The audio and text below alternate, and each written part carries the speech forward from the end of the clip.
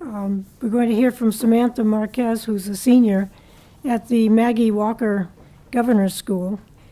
She's developed a very clever process for self-assembly of living cells in a new kind of structure called the Celloidosome. She's really done a number of remarkable things. She was inducted into the National Gallery of Young Inventors. She won the 2011 Thomas Edison Innovation Award. In 2013, Newsweek listed her as one of the under 25 young women to watch. I mean, how many teenagers do all that? It's fantastic. And after winning first place at the Intel International Science and Engineering Fair, that's the MIT Lincoln Lab and the Lincoln Near North Asteroid Research Program, named a newly discovered minor planet, Marquez, after Samantha. And then, even more remarkable is the fact that she's making a $10,000 contribution to the Rosalind Franklin Society to launch a fund raising science to the girl power. And it's going to provide awards to serious young scientists like Samantha, whose own research has led to awards and her lectures and so forth. And so the funds that she's earned from her awards comprises the $10,000 donation she's making. So welcome, a fantastic young woman.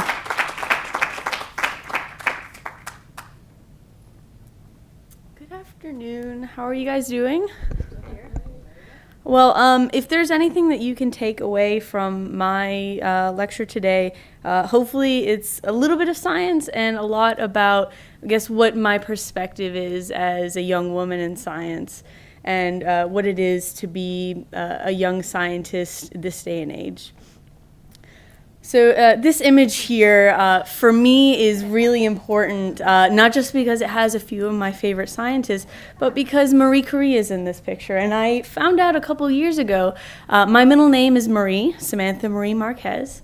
And I found out that my parents changed it from Maria to Marie before I was born because they wanted to honor her, because they really admired her. And when I was born, they kind of thought to themselves, they were dreamers in themselves. They were wondering, well, what would Samantha be like when she grows up? Would she make a good scientist, maybe? Well, I definitely had the look for it growing up. Could she make a good politician, perhaps? I had the smile. I could definitely go into that field. But really what they wanted for me was they wanted me to be a dreamer. They wanted me to be a curious mind. And I kind of asked for it, so they got it. Between why and how, I kept and continue to keep my parents really, really busy with questions. I remember being little, we go into a pond all together as a family, and I saw one of the water skimmers. And I was like, well, how is it that the bug is walking on the water? And then the next question was, why is it that I get soaking wet when I try to do that? So I was definitely someone that was exploring from a very, very young age. But not only the emphasis of exploring was what my parents gave to me, but also the emphasis of taking my passion outside of the classroom, outside of the textbook. So instead of just learning about gravity inside the four walls of my science class, I was able to actually experience zero gravity on a special flight when I was in 6th grade.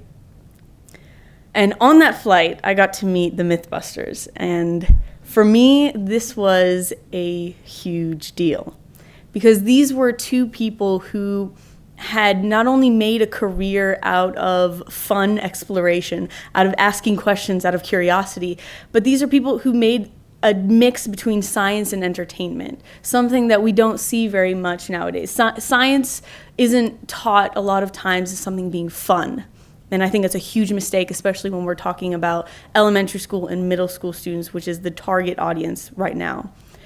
But this was the age where I started getting into research, and the very next year at 12 years old was when I came up with the idea for my research project. So in the same way that a liposome is a droplet that's stabilized by a phospholipid bilayer, there were a group at Harvard that was working at stabilizing a droplet using inanimate colloidal particles to create a colloidosome. I read this paper because my science teacher asked us to go out into the field, into literature, and find an article that interested us and come back with suggestions for these researchers. I read that some of their later research was focused on trying to make it smarter. So these were scientists that were trying to take this and make it react, grow, and change in size based on different variables like light or temperature. And I asked myself, well, if they're trying to make this unit, this entire colloidosome smarter, why aren't they building it with pieces that are smart in themselves? Why aren't they using something like a living cell that will adapt and change over time and grow? And I contacted the lead researcher named David Waits at Harvard, and I asked him, well, is there any structure like this that already exists using living cells? And he said, I don't know. I don't think so. You should find out for yourself. So that's kind of how I got into the research. And really my main focus at the very beginning was to define this structure functionality relationship. What could I do with this? And I very quickly came across a giant roadblock, as in like the height of the Eiffel Tower roadblock, which is how am I supposed to create these if none of the state-of-the-art technologies let me create a core shell structure where I have a template and then cells creating a shell around it? How am I supposed to do it? And I found that what I really needed was a technology that would allow me to control what kind of cells I'm using, where the cells are actually going to organize themselves, so this is the template or the core or the interface, and then how the cells are actually going to get there. What is the driving force for the cells to organize themselves on top of this interface or core? And I found that there was one technology, the technology, that allowed me to control the size, the structure, and the composition at the same time. And that was microfluidic technologies. Now this is droplet engineering, basically, where you can create a single emulsion very easily. I'll note that this is actually a high-speed video camera, so that we're creating about 150 drops per second.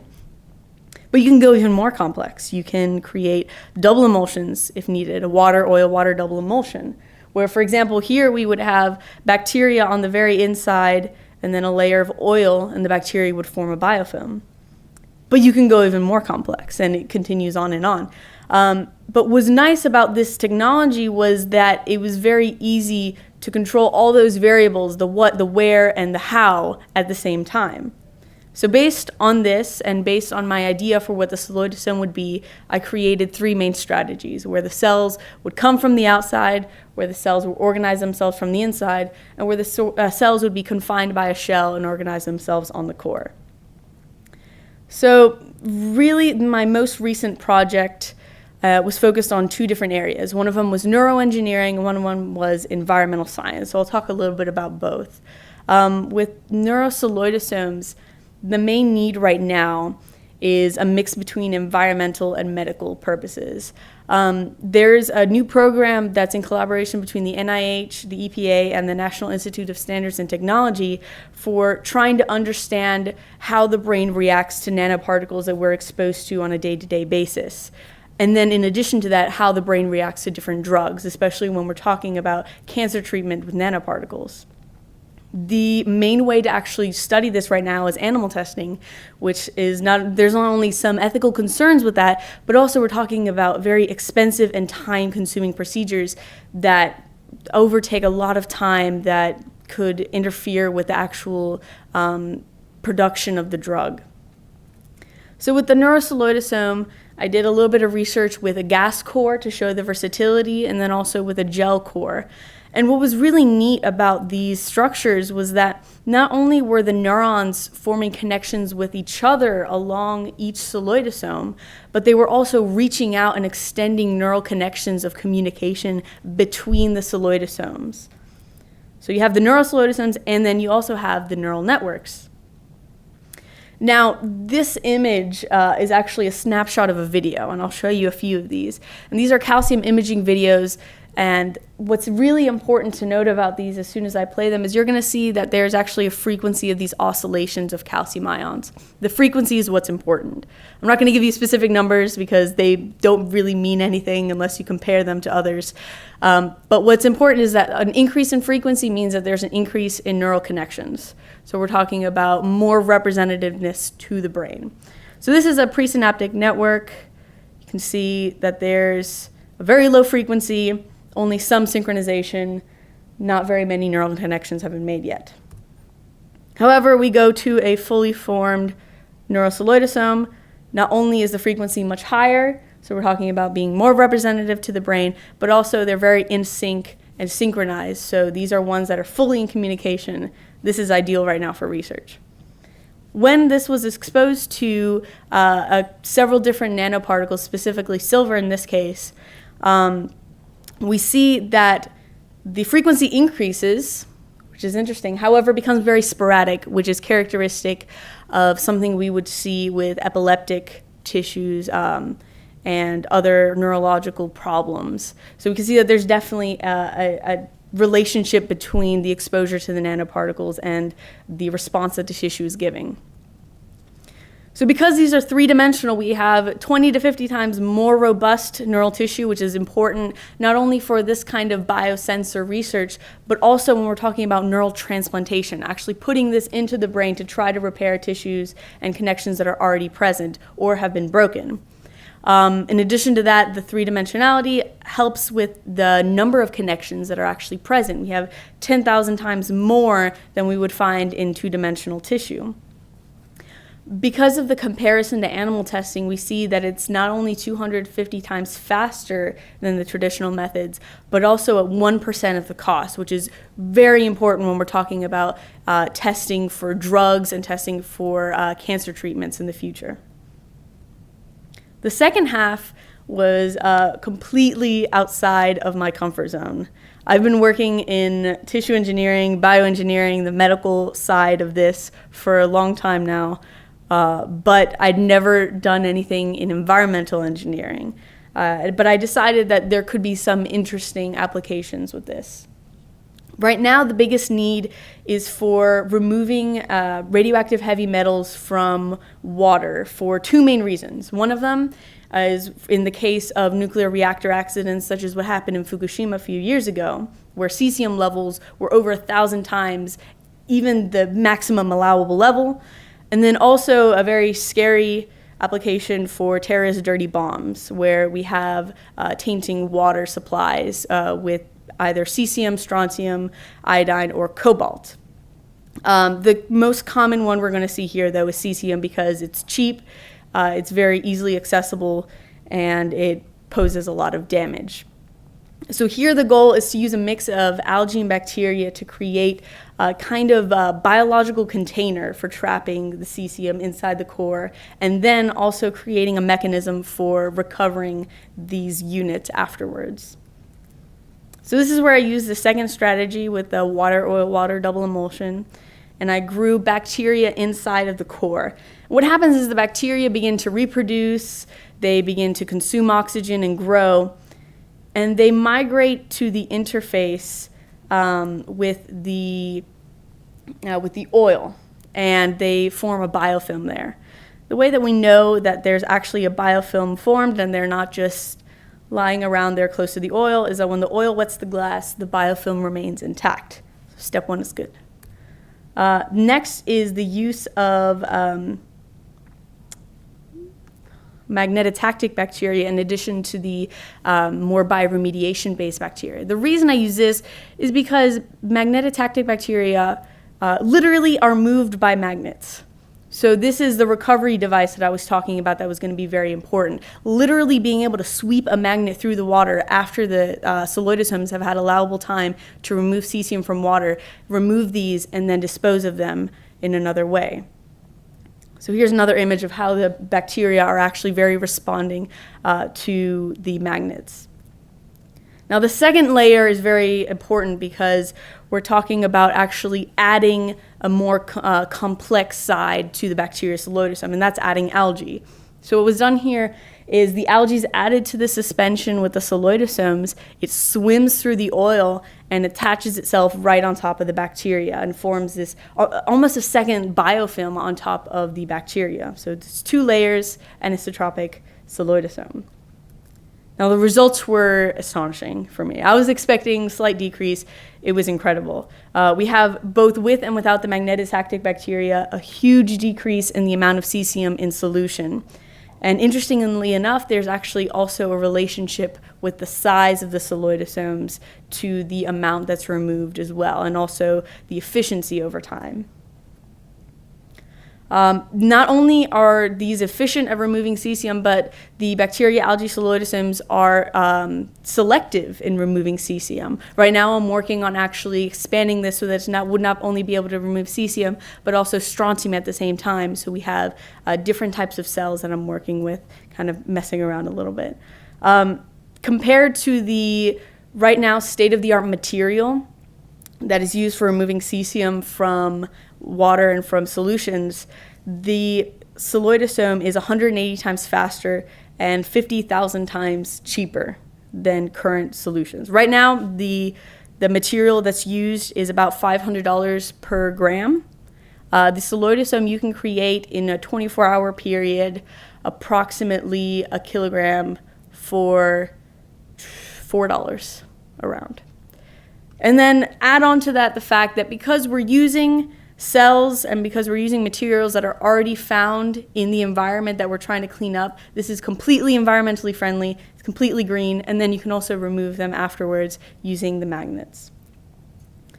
So my work really the last couple of years has been focused on this, has been focused on showing the versatility not only for a biological sensor with neuroengineering, but also some work in environmental science with bioremediation. And over the years, I've been trying to just expand the applications as much as possible, show that the celluloidosome is a structure that can be used for artificial glands, it can be used for tissue engineering, can be used for drug delivery and cell delivery. If you use stem cells as the shell, you can make almost an invisibility cloak for anything that's inside of the celluloidosome and transferring drugs to the different parts of the body without fear of immune system attack. So I've taken this project from a very nerdy, long-haired me and the very left picture for just the general idea, just asking the question, what if this can be done, to the invention, which is I have created a celluloidosome. And then to actually applying this to applications, applying this to real world problems, filing for patents, filing for trademarks, because that's the next step to transforming it into the innovation. Now, this is the part that I really want you guys to listen to. This is the important part. The other part's just kind of like the product, and this is the in-between. I was a baby, this is what happened in between that and today. And this is the influence that I've had. There's a couple very obvious influences. My parents have been very vital to me. They're the ones that didn't say, "Oh, Samantha, stop asking questions." You look it up online. They didn't give me the baby answers anytime. They explained it to me fully. And I really thank them for that, pointing you out, singling you out right there. But other than that, I also have my mentors who have played a huge role in providing me the tools, providing me the opportunities, giving me the chance to make mistakes and kill off a bunch of cells by using only oxygen instead of oxygen and CO2. Allowing me to fail in what everyone else thinks is failure, which to me is just one step closer to success. But then there's also the importance of me identifying some of my role models at a very early age. I knew who I wanted to be like by the time I was finishing elementary school and getting into middle school. I knew I wanted to be like Rosalind Franklin. I wanted to be someone who would not only fight at every single step of the way to get my recognition that I deserve, but also someone who fought against the stereotypes against her as a woman in science, especially in her field. I knew I wanted to be like Ellen Ochoa, the first Latina in the space, who worked not only because she was a woman to fight against those troubles that they would cause for her, but also because of her ethnicity. And now looking back at this picture, and seeing Marie Curie there, I kind of start to see a positive change. I start to see more representation for us in the future. I see this as room for improvement. This is a challenge, I would say, rather than something for us to go, well, we should have changed it back then. This is to say, well, we can't have this happen again. We need more women in this picture the next time around. And I think one of the really important parts of that is to focus everything that we do towards society, towards humanity, taking science as a tool to better humanity, to better everyone around us, really. And doing that through our leadership.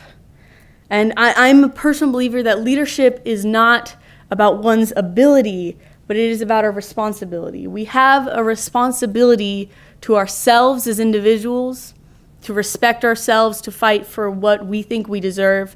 We have a responsibility to our families, to put them first above all else. We have a responsibility to our communities, to help people along the way, to take someone that you know you can be a positive change in their life and take them along the way. We have a responsibility to our country, to do the best that we can so that the next generation is able to better represent us than we are today. And then we have a responsibility to this world, to this earth, to leave it better than we found it. And I kind of like to end this lecture with one of my favorite sayings. And I'm imploring you guys, if you don't have a seat at the table, to bring your own chair, because it is not the next generation's responsibility. It is not what we want, to take the chairs from people who have already earned their place at the table. That's not what we want. What we ask is for the opportunity to be at the discussions. We ask for the opportunity to share our voice, to share our opinions. And as a young woman, as a young scientist, as a young Latina, we ask the opportunity to really make our table mates proud. So thank you very much.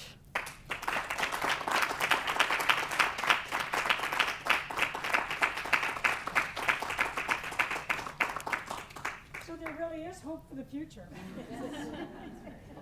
Would anyone like to ask any questions? Yes. I'm sorry. Yes. No? Yeah. I'm just so amazed that you had the guts to approach these scientists. And how come you had the guts to do that? What was it? Your parents that just always told you it's fine, you can talk to adults the same way you talk to children, or how do you? I just wonder. I have a daughter who's 22, and she would never have had the guts. But I don't know if it's my fault that I didn't push her. Let me tell you something. She spent like 3 weeks asking me. She spent like 3 weeks asking me, please, would you please call Dr. David? Please, you call. I will not bother David with this 12-year-old question. I'm a scientist, and I didn't have. I thought I was.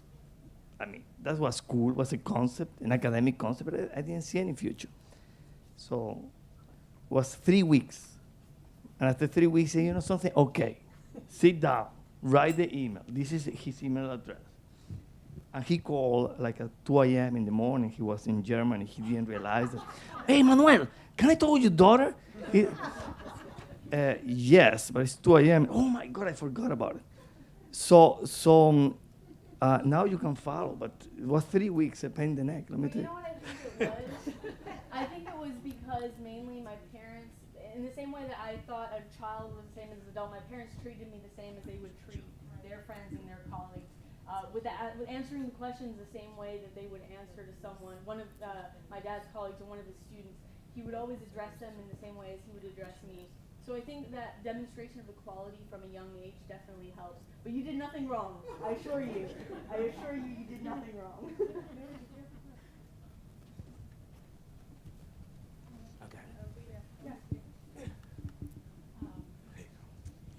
I'm fascinated by the picture that you showed of the scientist that helped you along in your career.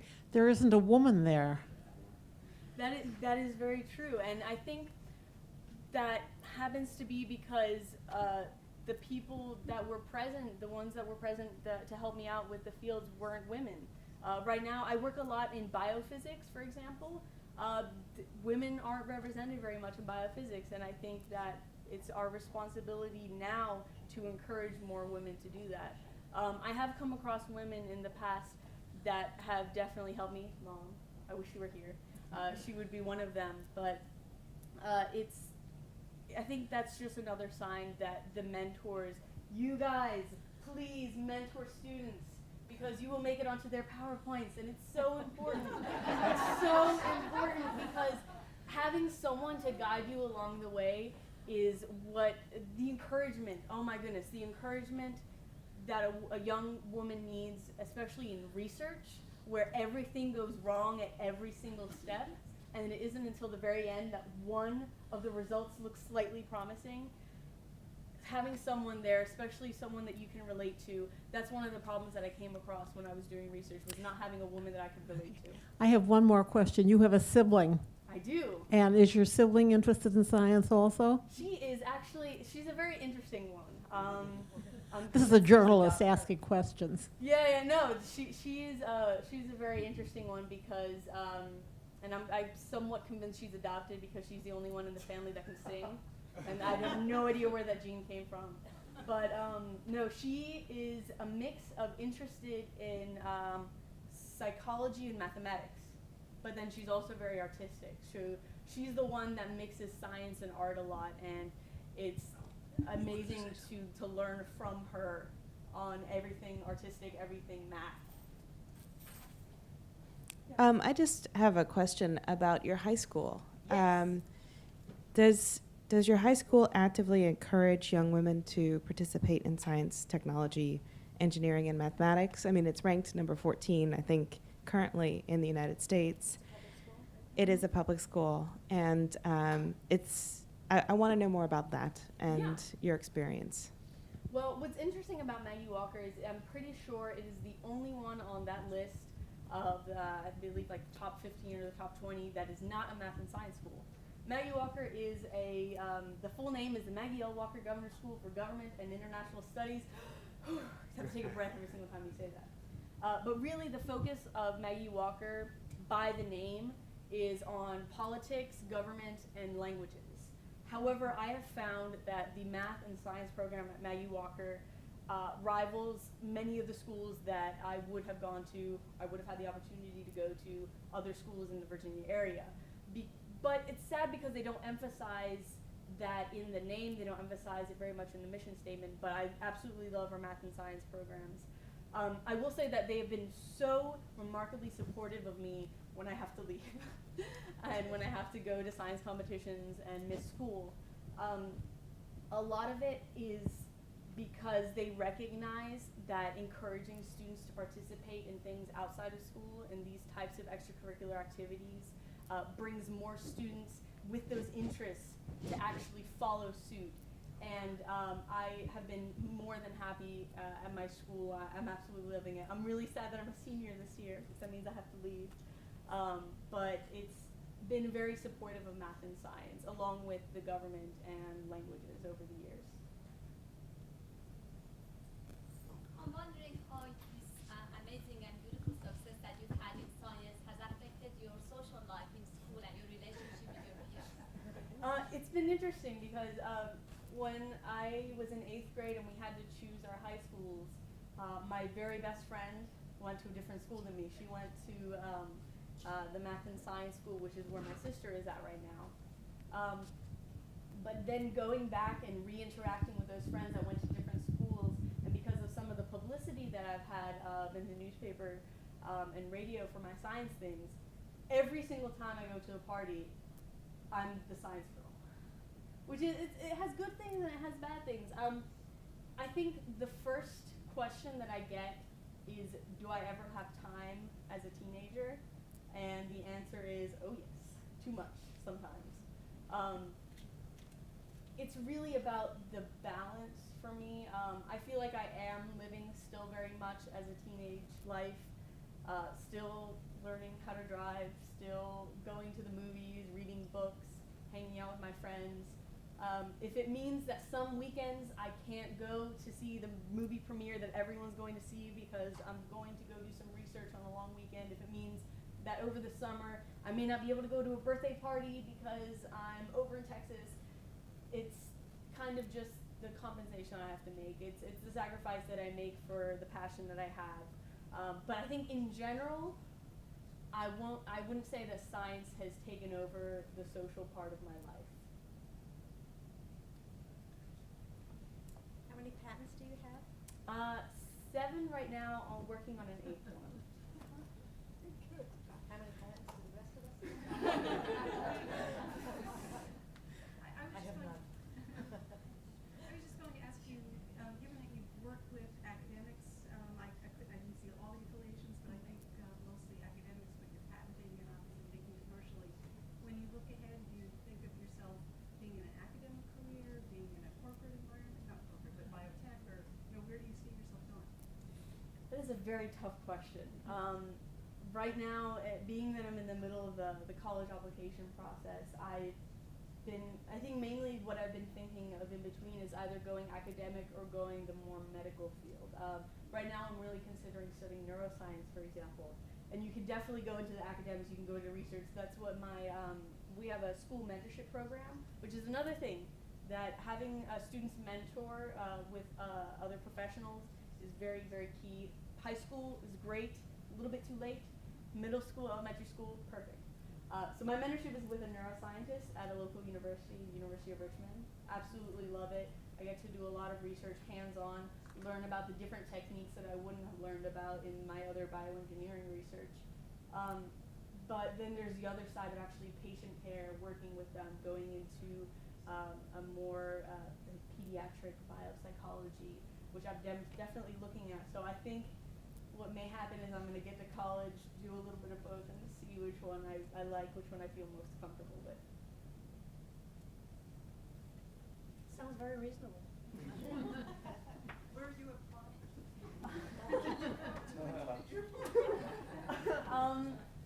I have so far applied to 3 University of California schools, so UC Berkeley, UCLA, UC San Diego. I did Edinburgh in Scotland, Cambridge in the UK, Harvard, Yale, Stanford, Princeton, and MIT. Those are my schools right now. You'll have a hard time making the decision when they all I say hope I get yes. to make a decision. Any We'll other keep questions? you all posted. Thank you very much, Thank you so Samantha. much. You're absolutely wonderful.